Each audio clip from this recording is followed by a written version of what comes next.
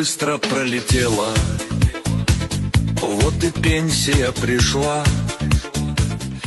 Внимание! Звучит последняя тревога для капитана внутренней службы, заместителя начальника второй пожарно-спасательной части Кононова Артёма Михайловича.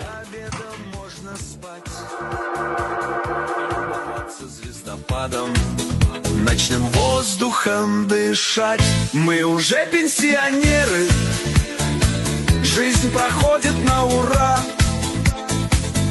и не делают нам нервы на работе по утрам.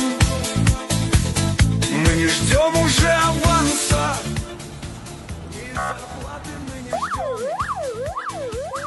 Ходим вечером на танцы.